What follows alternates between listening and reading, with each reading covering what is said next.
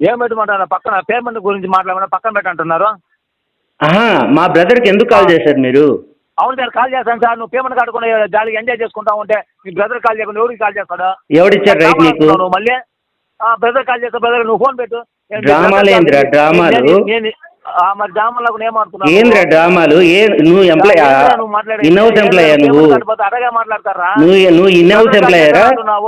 3,50,000 వాడుకొని తిన్నావు. 3 లక్షలు కానీ 30 లక్షలు కానీ పక్కన పెట్టు. నీకు ఎవడి నేను ఫోన్ పెట్టడం కాదు. మీకు ఎవరు కట్టకపోయినా వాడు ఇంటెన్షనల్ డిఫాల్టర్ లాగానే కొడతారు కదా. మీకు కళ్ళకు గంతలు కట్టుకున్నారు కదా, ఎవరు కట్టకుండా ఇంటెన్షనల్ డిఫాల్టర్ లాగానే కొడతారు మీకు. Hi friends, welcome to your get Ravi ఛానల్కి. కస్టమర్లు పేమెంట్ చేయలేకపోతే ఏదైనా కారణాల వల్ల, మెడికల్ ఇష్యూ కానీ ఇతర కారణాల వల్ల పేమెంట్ చేయలేకపోతే ఈ యొక్క రికవరీ ఏజెంట్లకి ఇంటర్నేషనల్ డిఫాల్ట్ లాగానే కనిపిస్తారు అనమాట. సో వీడియో చివరి వరకు వినండి, ఏదైతే డిస్కషన్ జరిగింది. సో వీడియో వస్తే డెఫినెట్గా లైక్ చేయడం మర్చిపోకండి. కొత్త వాళ్ళు వీడియో చూస్తుంటే ఛానల్ సబ్స్క్రైబ్ చేసుకోండి, వీడియోని లైక్ చేయండి. హలో, కాల్ చేస్తా ఉన్నారు. ఏం సార్ కాల్ చేస్తుంటే కట్ చేస్తారు ఎందుకు? మీరు చేయబాకండి సార్, నేను రేపు వస్తున్నా కదా, ఇంటికాడికి వచ్చి మాట్లాడతాను కదా. ఎక్కడికి వస్తారు? ఎక్కడికి వస్తామో అక్కడికి వస్తాం సార్. అన్ని కనిపెట్టుకుని మీ ఇల్లు కనిపెట్టుకుని ఉంటానా? హ్యాపీగా రండి, నేనే అడ్రస్ పెడతాను. అడ్రస్ ఉంటుంది కదా మీ దగ్గర? పెట్టబాగా, నా దగ్గర ఉన్నాయి సార్. మీరు ఎక్కడున్నారు, ఏం చేస్తున్నారు, అన్ని తెలుసుకునే కదా మాట్లాడతారు. ఊరకు మాట్లాడారు ఏమంటే 1 రూపాయి 2 రూపాయలు కదా కదా, 3.5 లక్షల రూపాయలు వాడుకున్నారు. ఎంతన్నా కానీ 3 లక్షలు కానీ 30 లక్షలు కానీ. ఒక నిమిషం ఉన్నాను. நீங்கள் பேசிக் கொண்டிருக்கும் நபர் உங்களுடைய அழைப்பை సార్ మేనేజర్ లైన్ లో ఉన్నారు, లోకల్ బ్రాంచ్ మేనేజర్, మాట్లాడండి. ఎక్కడ సార్? మాది బెంగళూరు సార్. బెంగళూరు నుంచి మాట్లాడుతున్నా, హెడ్ ఆఫీస్ నుంచి. బెంగళూరు హెడ్ ఆఫీస్ నుంచి. ఇందాక కాల్ చేసింది సార్? బెంగళూరు సార్, బెంగళూరు. ఇందాక నేను కాల్ చేసిన పర్సన్ ఎవరు?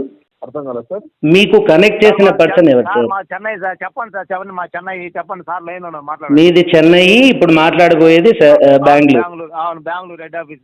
Bengaluru head office. సార్ మీ పేరు sir? Zakiruddin sir. Sir Naziruddin. Okay, ఇప్పుడు 3-4 డేస్ నుంచి నేను కమ్యూనికేషన్లోనే ఉన్నా, ఈ ఏజెన్సీ పీపుల్తో మాట్లాడుతూనే ఉన్నా. మా బ్రదర్కి ఎందుకు కాల్ చేశారు వీళ్ళు? ఎప్పుడు పోయింది సార్ కాల్? ఇందాకే సార్, ఒక 10 మినిట్స్ బ్యాక్ సార్. ఇప్పుడు అడ్రస్కి వచ్చినాం సార్, ఇక్కడికి డైరెక్ట్ గా. ఎక్కడికి? అడ్రస్కి వచ్చారా సార్? ఈయన ఏమన్నానంటే, నేను మెయిల్ పెట్టాను, ఎవరో తిట్టారు, ఎవరో మాట్లాడారు, ఈ రీజన్ చెప్తున్నారు. ఇప్పుడు మీరు అడ్రస్కి వచ్చారా? ప్రసాద్ గారు అడ్రస్కి వచ్చారా? అవును సార్. హోమ్ విజిట్ చేశారా? ఇదే హోమ్ విజిటింగ్ వచ్చారా? సార్తో మాట్లాడండి, ఫస్ట్ సార్తో మాట్లాడిన తర్వాత నాతో మాట్లాడండి. కాకపోతే నేను కట్ చేస్తాను, సార్తో మాట్లాడండి. మాట్లాడండి, ఇద్దరుగానే ఉండండి లైన్లో. చెప్పండి హుసేన్ గారు. మాట్లాడండి సార్, మాట్లాడండి సార్. అదే పేమెంట్ పెండింగ్ ఎందుకు? సార్ పేమెంట్ గురించి మాట్లాడదాము. ఇప్పుడు ఈయన మా బ్రదర్కి ఎందుకు కాల్ చేశాడు, నేను కాంటాక్ట్లో ఉండగా అనేది ఒకసారి అడగండి. మీరు రెస్పాన్స్ లేదు కాబట్టి మీ బ్రదర్ కాల్ చేశాను సార్. ఏం రెస్పాన్స్ లేదు? నాకు కాల్ రాలేదు ఈ నెంబర్ నుంచి. ఎందుకు కాల్ రాలేదు సార్? ఎన్నిసార్లు కాల్ చేస్తాను, చెక్ చేసుకోండి మీ నెంబర్ నుంచి. మీ తప్పుడు కుతలన్నీ నాకు తెలుసు కానీ 3-4 రోజుల నుంచి మీతో మాట్లాడుతూనే ఉన్నాను. మళ్ళీ ఇది ఒక డైలాగు, ఎన్నిసార్లు చేసాము చూడు. పేమెంట్ గురించి మాట్లాడదామని చెప్పాను. కాదు, నేను అడ్రస్ కలమంటే నేరుగా అడ్రస్లో కూర్చుంటాను పోయి. మా బ్రదర్కి నువ్వు ఎందుకు కాల్ చేసావు సార్, అది చెప్పు. పేమెంట్ కట్టలేదు సార్. మీరు రెస్పాన్స్ లేదు, మీ బ్రదర్ కాల్ చేశాను. నేను రెస్పాన్స్లోనే ఉన్నా. నేను ప్రతిదీ అటెండ్ చేస్తున్నా, కాలు ప్రతి ఒక్కరికి ఆన్సర్ చేస్తున్నా. మా బ్రదర్కి మీరు నా పర్సనల్ డీటెయిల్స్ థర్డ్ పర్సన్కి ఎందుకు రివీల్ చేస్తారు? లేదు సార్. ఇప్పుడు మీరు ఎలా రెస్పాన్స్ చేశారు సార్? ఏం చేశారు సార్ రెస్పాన్స్? ఏమని ఏం చేశారు రెస్పాన్స్? పేమెంట్ అడిగితే ఏమన్నారు? రీజన్ ఏమన్నారు? కాదు, పేమెంట్ గురించి పక్కన పెట్టండి. మా బ్రదర్కి ఎందుకు కాల్ చేశారు మీరు? అంటే నువ్వు ఒక నిమిషం ఉండు సార్. పేమెంట్ పెండింగ్ ఏం పెట్టమంటారు? పక్కన పేమెంట్ గురించి మాట్లాడమన్నా పక్కన పెట్టంటున్నారు. మా బ్రదర్కి ఎందుకు కాల్ చేశారు మీరు? అవును సార్, కాల్ చేస్తాను సార్. నువ్వు పేమెంట్ కట్టుకుని జాలీగా ఎంజాయ్ చేసుకుంటా ఉంటే మీ బ్రదర్ కాల్ చేయకుండా ఎవరికి కాల్ చేస్తాడు? ఎవడిచ్చారు రైట్ నీకు? నువ్వు మళ్ళీ బ్రదర్ కాల్ చేస్తా. బ్రదర్ నువ్వు ఫోన్ పెట్టు. డ్రామాలు ఏంద్రా డ్రామాలు? మరి డ్రామాలకు ఏమనుకున్నావు? ఏంద్రా డ్రామాలు? నువ్వు ఎంప్లాయ్ ఇన్ హౌస్ ఎంప్లాయా? నువ్వు అడగా మాట్లాడతారా? నువ్వు ఇన్ హౌస్ ఎంప్లాయరా? 3,50,000 వాడుకొని తిన్నావు. 3 లక్షలు కానీ 30 లక్షలు కానీ పక్కన పెట్టు. నీకు ఎవడి నేను ఫోన్ పెట్టడం కాదు. హలో, శివముత్యాల గారా మాట్లాడేది? అవును, ఎవరు? నేను యాక్సిస్ బ్యాంక్ తరపు నుంచి మాట్లాడుతున్నాను సార్. ఇది మీకు సంబంధించిన 8359 క్రెడిట్ లైబిలిటీ పెండింగ్ ఉంది కదా, 1,87,830 రూపాయలు. అవును. కార్డ్ లిమిట్ వచ్చేసి 1,10,000 రూపాయలు, 10,000. ఏమైంది సార్? ఏంటి ప్రాబ్లం? ఎందుకని ఆపేసుకుని ఉన్నారు? Fund issue. Health issue? Fund issue. Amount లేక? ఎగ్జాక్ట్లీ. అంటే ఏంటి అంటే ఇప్పుడు టోటల్ అవుట్ స్టాండింగ్ క్లియర్ చేసుకుంటారా లేదంటే సెటిల్మెంటా సార్? సెటిల్మెంట్ కి వెళ్దాం అనుకుంటున్నారా? సెటిల్మెంట్ వెళ్దాం మేడం. సెటిల్మెంట్ వెళ్దాం అనుకుంటున్నారు. మరి సెటిల్మెంట్ అయితే మీకు ఎప్పుడు చేసుకోగలరు? ఎప్పుడు అంటే కొద్దిగా ఎక్సెప్షన్ వివరిస్తూ చేద్దాం. ఈ మంత్ చేద్దాం. ఈ మంత్ అంటే ఇంక ఇవాళ 28, 29, 30 ఇంకా 2 రోజులే కదా ఉంది. మరి ఎలాగా? ఒక 20% ఇస్తే క్లోజ్ చేద్దాం ఈ మంత్. ఒక 20% ఇస్తే క్లోజ్ చేద్దాం మేడం. అదే మీరు సెటిల్మెంట్ అమౌంట్ ఏమైనా చెప్పున్నారా ఇంతకు ముందు? సెటిల్మెంట్ అమౌంట్ ఏం చెప్పలేదు నాకు. ఏం చెప్పలేదు. ఎంత అయితే చేసుకోగలరు సార్ మీరు? టోటల్ ఎంత ఉంది అది? ఇది మీరు వచ్చేటప్పటికి 1,87,830 రూపాయలు ఉంది సార్. 1,87,830 రూపాయలు ఉంది. ఇది మీరు సెటిల్మెంట్ అనేది ఎంతకు తీసుకోవాలనుకుంటున్నారు? ఒక 30,000 చేస్తాం మేడం. 1,87,000 ఉంది సార్. మీరు 30,000 వన్ సైడ్ చేద్దాం మేడం.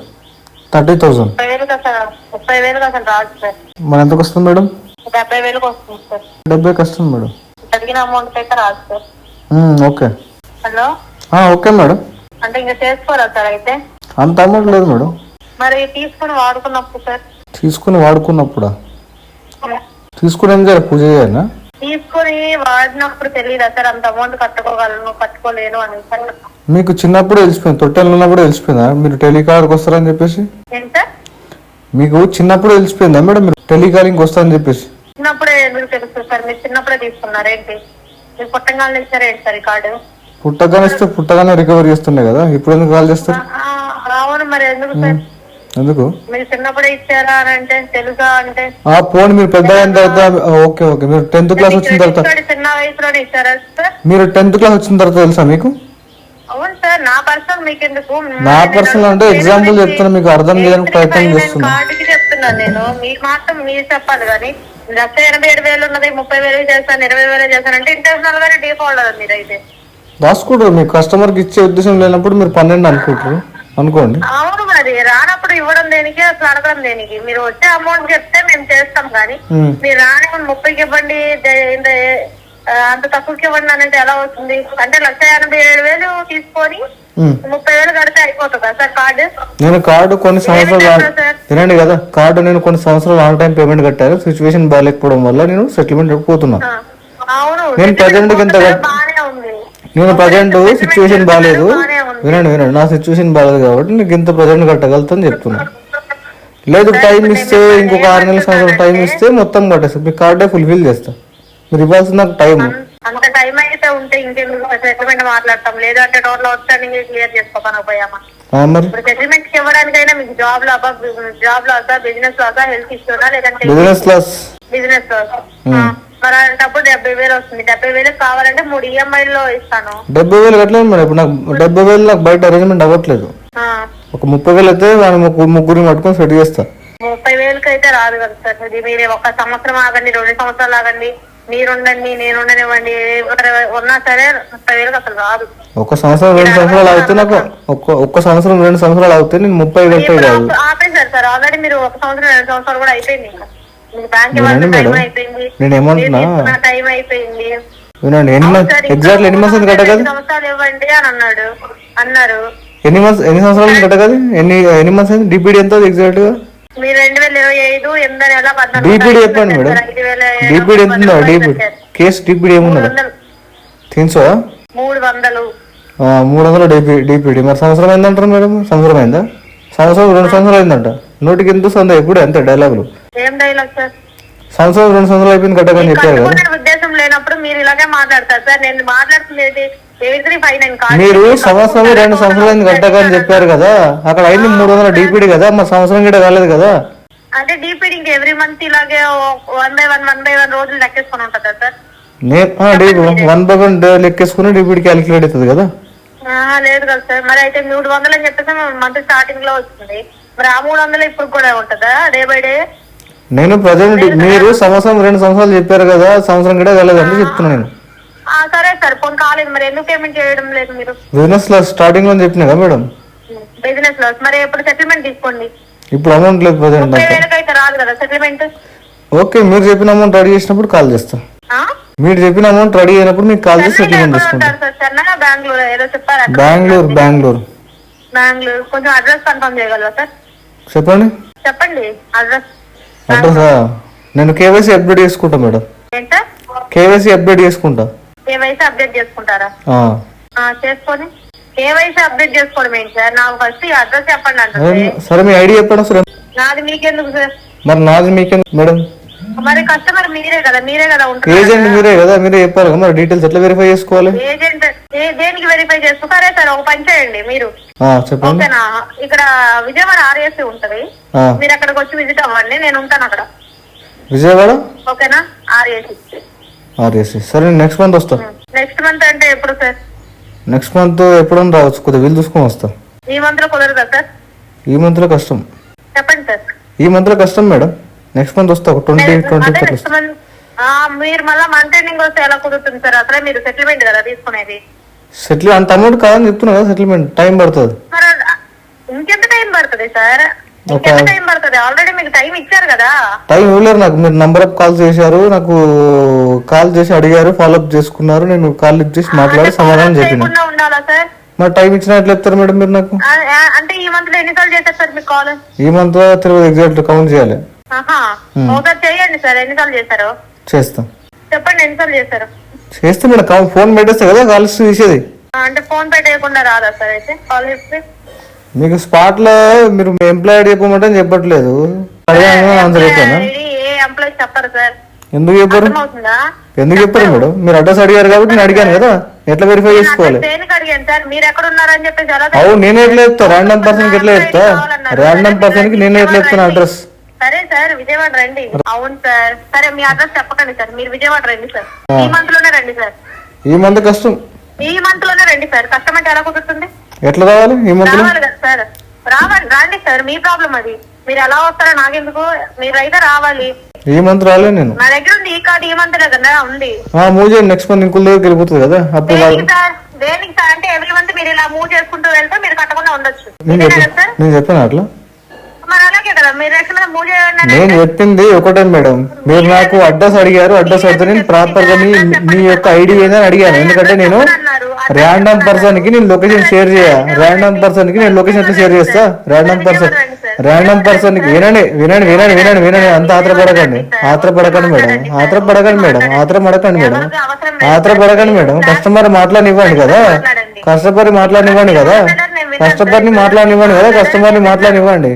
ఏదో ఇట్లా అర్సెస్ అయిపోతుందా?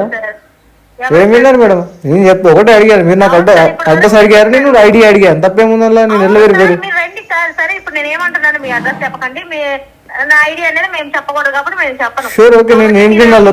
ఓకే, మీకు ఎట్లా పాలసీ ఉందో నాకు ఎట్లా పాలసీ ఉంది, పర్సనల్ పాలసీ. నేను అట్లా ర్యాండమ్ పర్సన్ కి అడ్రస్ చెప్తా. చెప్పకండి సార్, విజయవాడ రండి సార్. నెక్స్ట్ మంత్ వస్తా. ఈ మంత్ రండి సార్. ఈ మంత్ కాదు, మీకు నచ్చినప్పుడు రావండి. ఎట్లా అయితే అట్లా పని నచ్చినప్పుడు సార్, మీకు నచ్చినప్పుడు ఇప్పుడు రండి అంటే వస్తారు. అట్లా కస్టమర్కి ఏం పని ఉండదు. ఈ మంత్ లో ఇంకా మిగిలిందే 3 రోజులు మేడం. ఈ మంత్ లో మిగిలిందే 3-4 రోజులు మిగిలింది.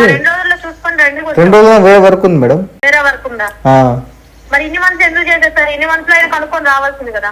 కనుక్కున్నా ఎవరు చెప్పారు? అట్లా అడగలేరు నాకు, ఎవరు అడగలేరు నాకు రమ్మని నాకు ప్రీవియస్ గా మీరే అడిగారు. ప్రీవియస్ గా ఎవరు అడగలేరు నాకు రమ్మని. అడిగితే వస్తుందా మరి? ఎందుకు లిఫ్ట్ చేయాలి? కాల్ ట్రాన్స్ఫర్ అంటే ఇంకో సిమ్ ట్రాన్స్ఫర్ అయిపోతుంది, సిగ్నల్ లేకపోతే.